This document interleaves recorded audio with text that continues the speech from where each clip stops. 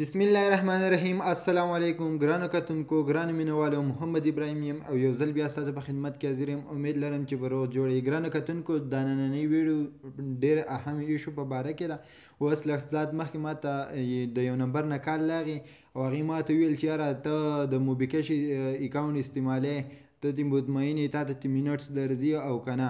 ما ورته ویل جی بالکل ما ته ته منټس راځي. لکه داسې زما د هغې په منځ کې خبرې مبرې وشوې.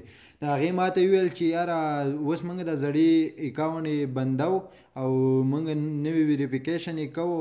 اوس به زه دغه وکړم، دا کال به کټ کړم او تا ته به 3-4 اس ام اس درشي او بیا ته هغې نه بعد ته خپل بیلنس چیک کړه او زه درته واپس کال کومه. نو چې هغې څنګه زما کال یې کټ کو، نو ما د هغې د کال د کټ کولو نه بعد زما لږ داسې شک شان پیدا شو.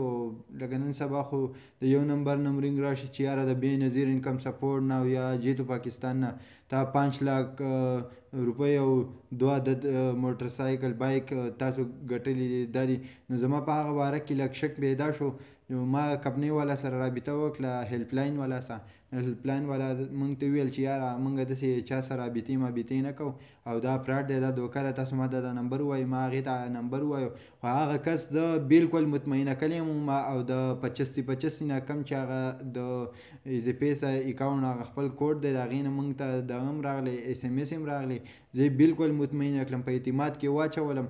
خو لکه بیا چې ما د خپل ملګري سره دا خبره ډسکس کړه، نو هغې ما ته وویل چې یاره دغه شانده کې دلته کې یو کس نه په بله ورځ 9000 روپۍ ویستې دي.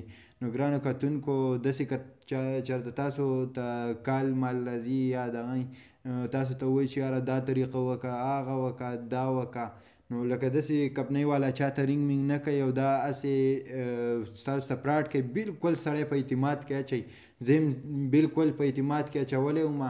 ما دې ویل چې یاره زه به کال کټ کړم او بیا ته بیلنس چیک کوه، دا وکړه هغه وکړه. نو داسې فراډ کوي. چېرته هم داسې مه کوئ او ډایرکټ تاسو د هیلپ لاین والا سره رابطه کوئ.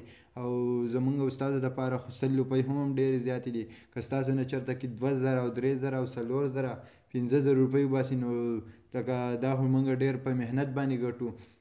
نو ګرانو مینهوالو، دا ویډیو د خپلو ملګرو سره شیر کړئ چې هغوی ته پته ولګي او په دې قسم دوکو کې هغوی رانشي چې د هغوی رقم بچ شي. او که تاسو ته چیرې داسې کال راځي، نو تاسو د هیلپ لاین والا سره رابطه کوئ. تاسو ته به څوک وایي چې یاره بېنظیر انکم سپورټ کې ستا په لکاو روپۍ راختې دي او ستا سونه راختې ده او جیتو پاکستان کې ستا دغه راختې دي، او یا درته څوک درته کال وکړي یو پیسه، ایزي پیسه یا موبیکش اکاونټ چې تاسو استعمالوئ او تاسو ته رینګ وکړي او تاسو ته ووایي چې یاره ته دا چل وکړه، هغه چل وکړه او زه دې ځای نه ستاسو دا اکاونټ ویریفاید کوم او تا خپل پاسورډ ډایل کړه، نو داسې هېڅ چیرې هم مه کوئ.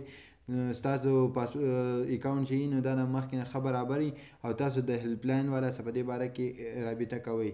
خپل کور ما محمد ابراهیم له ورکړئ اجازت. په لوی الله مو سپارم، د لوی الله په امان.